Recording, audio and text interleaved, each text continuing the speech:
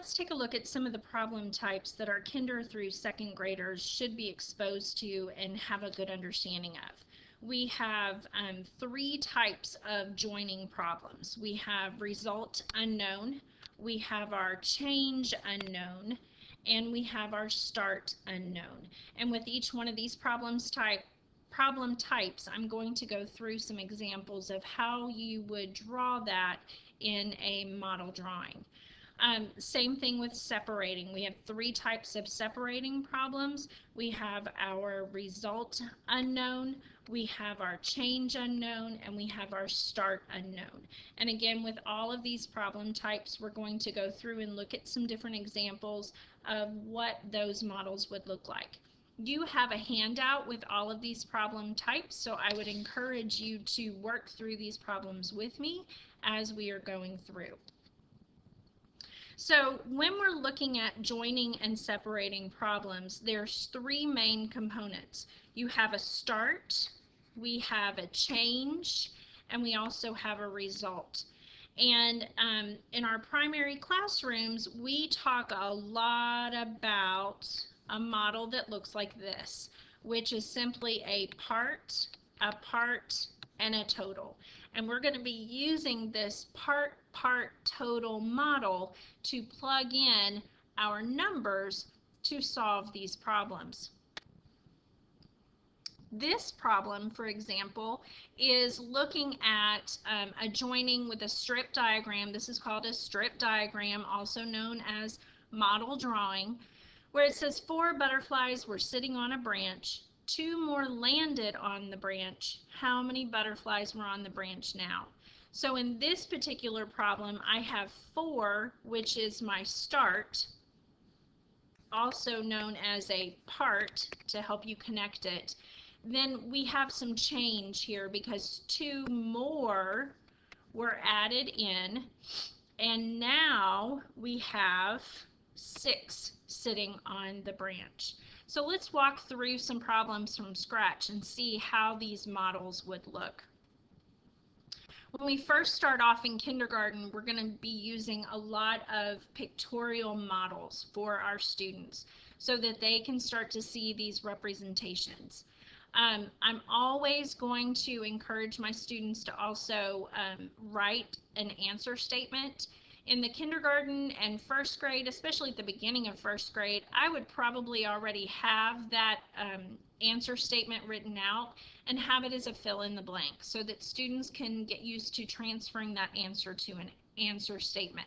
So let's take a look at this problem as what it would look like if we were drawing it in a model. For this particular problem, draw out my part whole model. Looking at my problem, it says 4 butterflies were sitting on a branch. 2 more landed on the branch. How many butterflies are on the branch now? So again, I'm going to write my answer statement, and for primary, I just might make it very simple. There are blank butterflies.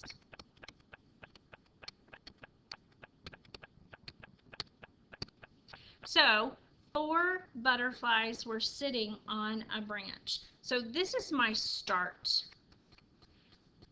Then 2 more landed on the branch. So 2 is going to go right here because this is my change. This is what I'm adding because I've got 2 more butterflies that came in. Then I don't know my grand total, which is the result, and that's what I'm working towards to figure out to solve. So start, here's my change, and then this is my result or my total. And again, I would have my students use their counters. Some of the students like to draw the representation, so it would be very appropriate for them to also have pictorial models in here to represent their numbers. And 4 and 2, the total would be 6. Just a quick representation. Again, when we're drawing out pictorial models with our students, it doesn't have to be anything fancy. We don't want them spending all of the time on the details of the butterfly. We want them to show the representation of the numbers. So let's take a look at another problem that is a joining result unknown. And this one's going to use a little bit higher numbers, possibly looking at maybe a first grade classroom. And the first time through, you're always just going to read the problem. The team had 18 runs. They scored 12 more. How many do they have in all? So I'm going to start by writing my answer statement.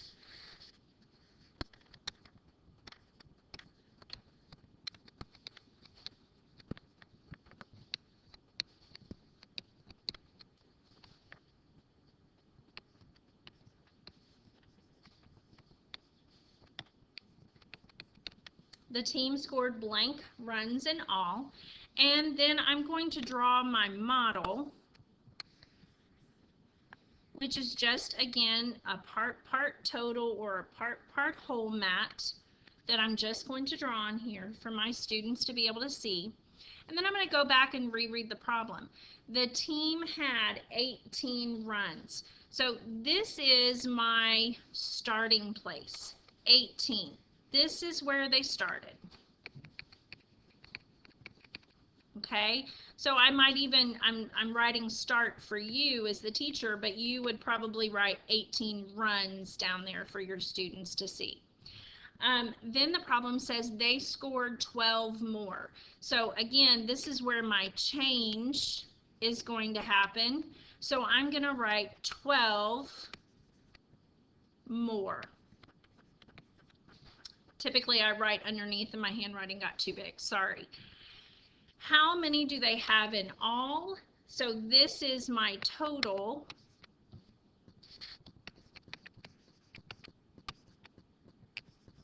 Total runs, which right now I don't know the answer to because I have to solve this. And this is where over on the side the students might use an open number line. They might decompose these numbers to solve whatever method that they are using to solve this problem, whatever works best for them. And 18 plus 12 equals 30. So going back down to my answer statement, the team scored 30 runs in all.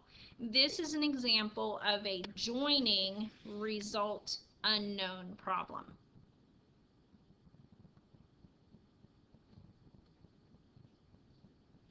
When looking at a joining change unknown, you're going to notice that that question mark is going to shift into a different spot according to the problem. So let's read the problem first.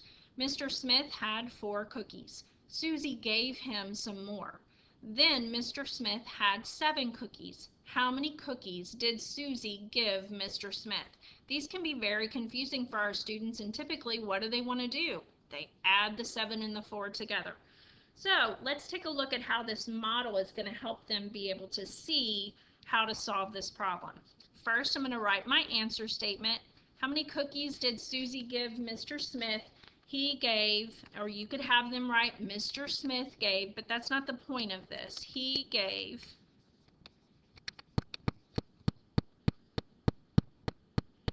Susie blank cookies.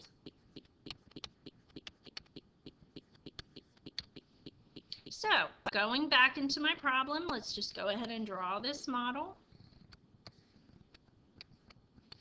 Mr. Smith had 4 cookies. So this is what he has at the start. And I'm just going to take this problem sentence by sentence and break it all down.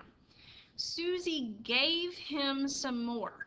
So this is going to be my change. And this is what he gave, and I don't know what that is. Then Mr. Smith had 7 cookies. Well, this 7 cookies is my total.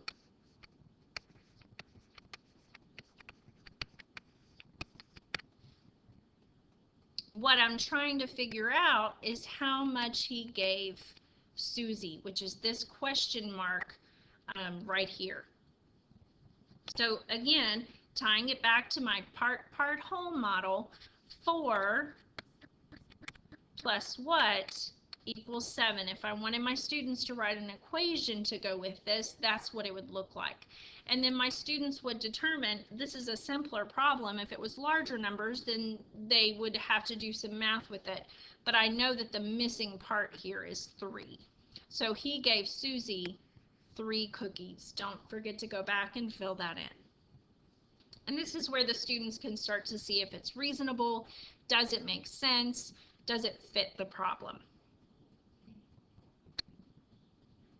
Let's look at a joining start unknown problem. Boy, these are really tough sometimes for our students. So let's take a look at how this model can help. Mary had some books. She got 15 more books for her birthday. Now she has 28 books. How many books did she start with? So first thing I'm going to start off with is my answer statement. She had blank books to start with.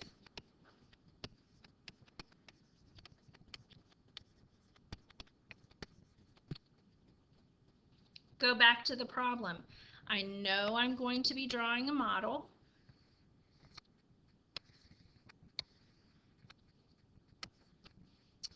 Mary had some books. I don't know how many she had. Where do I put that? Well, here's where my start is going to go for right now, and I don't know what that is. So this is the start. And these are the books that she had. So I might even label it as books. The more the students can label on these models, the more accurate they're going to be, and the more likely they're going to be able to figure out what they're doing. It's going to take some trial and error in the beginning, and that's okay. She got 15 more books for her birthday. So 15 is my change, and these are more books that she received. Now she has 28 books. So 28 goes up here in my total.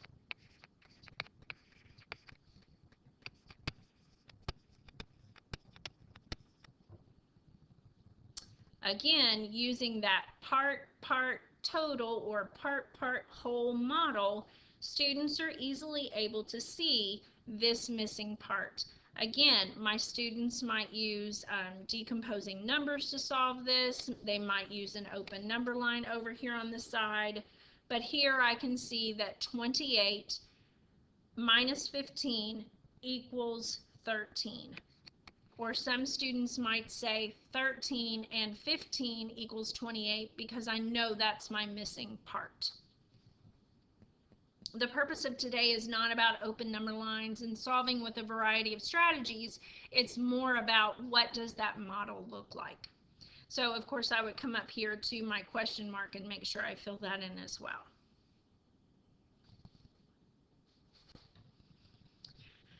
Separating problems. So it's not as simple as always adding or always subtracting. There's a variety of strategies that you're going to be using with these problems. So this is, again, a pictorial model of what this problem would look like. And here I've actually moved that to a new slide so that we can see what that problem would look like if there were 5 butterflies sitting on a branch. So again, 2 flew away. How many were left? There were 3. Of course, in the beginning I wouldn't know what that is. Butterflies left. And again, this is all taking the whole idea of our total with our part and our part to connect it to what we're doing in kindergarten and in first grade when we are composing and decomposing numbers. So now we're putting that into a model. So let's take a look at another problem. Susie had $10. She spent $8 on lunch. How much money does she have left over? So my answer statement, she has blank. We know it's going to be some money left over.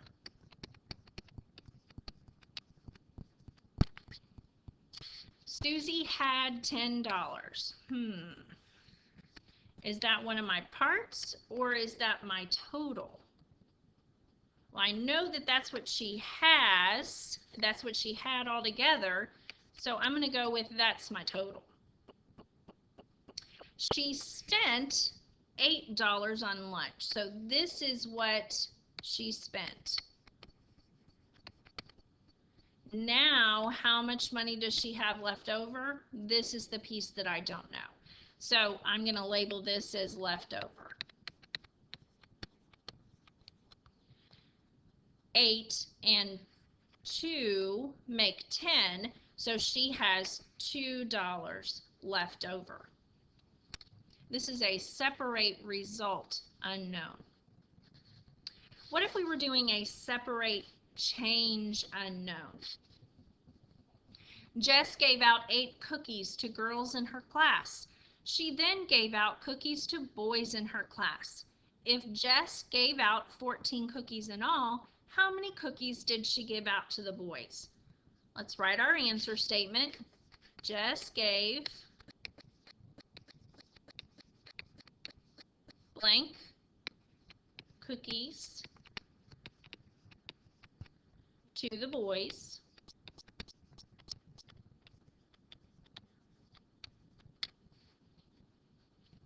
And let's start to build our model. Jess gave out 8 cookies to the girls. So this is what she gave to the girls. It can't be my total because my total is going to be my 14. If Jess gave out 14 cookies in all, so this is her total number of cookies that were given out. And these, of course, were given to the girls. That leaves us right here. How many cookies did she give to the boys? Well, I know that 6 and 8 make 14. So she gave 6 cookies to the boys. One more problem. Let's look at the separate start unknown. Connie had some marbles. She gave 8 to Juan. Now she has 5 marbles left. How many marbles did Connie have to start with? I'm going to write my answer statement. Connie had blank marbles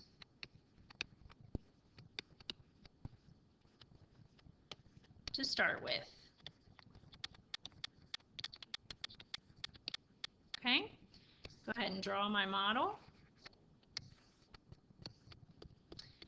And here, I don't know how many she has to start with. Connie had some marbles, but this is my unknown. The total or the start is the piece that I don't know. She gave 8 to Juan. So this is what she gave. How many marbles did Connie have? I'm sorry, I skipped a line. Now she has 5 marbles left. So 5 is what she has left. How many did Connie have to start with? So I know that she had some. She gave away 8. She has 5 left. 8 and 5 equals 13. She had 13 marbles to start with. With any of these problems, whenever you're looking at them, tell the students it's okay to start off with a model and erase, because that's what we do as mathematicians. We have to start with our problems and figure out what that model is going to look like. But with all of these problems, the main thing to keep in mind is that I'm able to use the same model for each of these problem types of the joining and the separating problems. I hope this has been helpful for you to have a better understanding of how to use model drawing with joining and separating problems.